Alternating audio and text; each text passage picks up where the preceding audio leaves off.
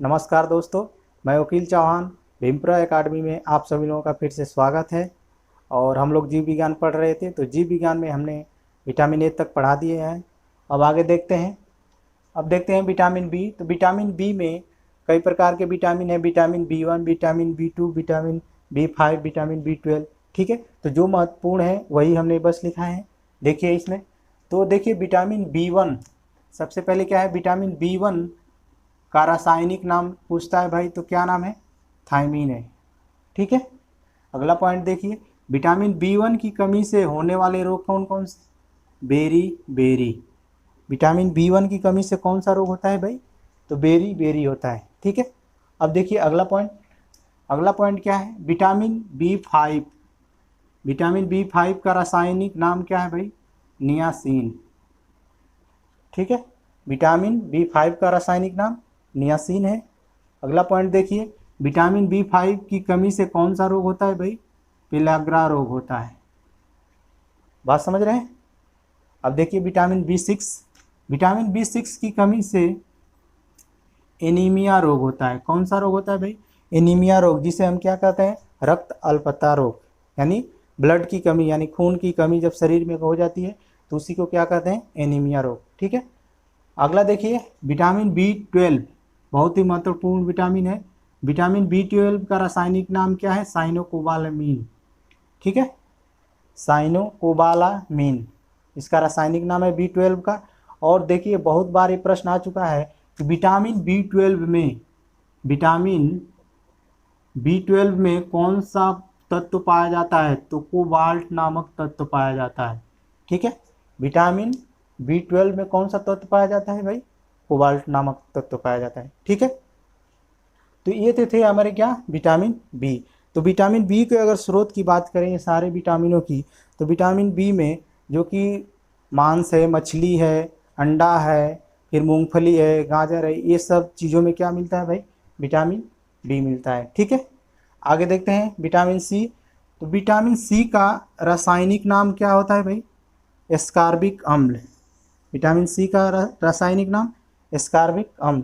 तो vitamin C की अगर स्रोत की बात की जाए, तो विटामिन सी जो कि खट्टे फलों में मिलते हैं, जैसे नींबू हुआ, संतरा हुआ, फिर मौसम्बी हुआ, आंवला हुआ। ठीक है, तो अगर विटामिन सी सबसे अधिक पूछा जाए कि विटामिन सी सबसे अधिक किस में मिलता है, तो विटामिन सी सबसे अधिक आंवला में मिलता है। इस बात को नोट्स कर लीजिएगा आप लोग। विटामिन सी सबसे अधिक किस में मिलता है, विटामिन सी आंवला में मिलता है। ठीक है, सबसे अधिक। अगला देखिए, विटामिन सी मूत्र में पाया जाता है, यानी जितने भी विटामिन हैं उसमें मूत्र में कोई सा भी विटामिन नहीं पाया जाता है, लेकिन विटामिन सी क्या पाया जाता है भाई, मूत्र में पाया जाता है। यानी यूरिन में क्या कौन सा विटामिन मिलता है, विटामिन सी। इस बात को ध्यान में रखिएगा आप लोग। अगला पॉइंट देख लीजिए, विटामिन सी दूध में नहीं पाया जाता है। ठीक है, दूध में कौन सा विटामिन नहीं पाया जाता है भाई, तो विटामिन सी नहीं पाया जाता है। ठीक है, क्योंकि अगर विटामिन सी दूध में रहेगा तो दूध हमारा क्या हो जाएगा, खट्टा हो जाएगा, यानी दूध फट जाएगा। ठीक है, अगला देखिए, विटामिन सी की कमी से कौन सा रोग होता है भाई, विटामिन सी की कमी से स्कर्वी रोग होते हैं। ठीक है, तो स्कर्वी रोग किसके कमी से होता है, विटामिन सी के। तो विटामिन सी का जो मेन कार्य है, विटामिन सी का जो सबसे महत्वपूर्ण विटामिन सी का है, ये घावों को भरने के लिए होता है। ठीक है, अगला पॉइंट देख लीजिए, विटामिन डी। विटामिन डी का रासायनिक नाम क्या है भाई, कैल्सीफेरॉल। विटामिन डी का रासायनिक नाम कैल्सीफेरॉल है। ठीक है, और इस बात को ध्यान में रखिएगा, समस्त विटामिनों में विटामिन डी हार्मोन्स की तरह कार्य करता है।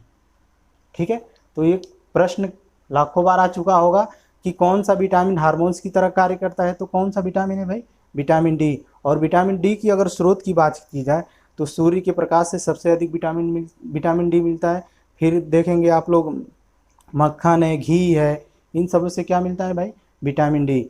अगर देखते हैं कि विटामिन डी सूर्य के प्रकाश में सबसे अधिक कब मिलता है, तो विटामिन डी सूर्य का प्रकाश में जो सुबह जो सूर्य का प्रकाश होता है उसमें विटामिन डी सबसे अधिक मिलता है। इसलिए आप लोग देखे होंगे कि जो छोटे बच्चे हैं होते हैं, उसको डॉक्टर यही सलाह देते हैं कि सुबह सुबह इसको क्या किया जाए, धूप दिखाया जाए बच्चों को, जिससे उससे क्या हो, विटामिन डी मिल सके, यानी सुबह के समय विटामिन डी सर्वाधिक मिलती है। ठीक है, अगला पॉइंट देख लीजिए, विटामिन डी की कमी से होने वाले रोग कौन से हैं?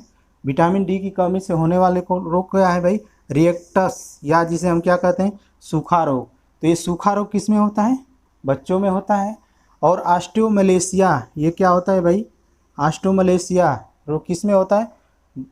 वृद्ध पौधावस्था में जो होते हैं, जैसे वयस्क लोग होते हैं, उसमें क्या होता है? ऑस्टियोमलेशिया रोग होता है। ठीक है, अगला पॉइंट देख लीजिए, विटामिन ई। विटामिन ई का रासायनिक नाम क्या है भाई? टोकोफेराल। ठीक है, विटामिन ई का रासायनिक नाम क्या है? टोकोफेराल। अब देखिए, विटामिन ई की कमी से कौन सा रोग होता है भाई?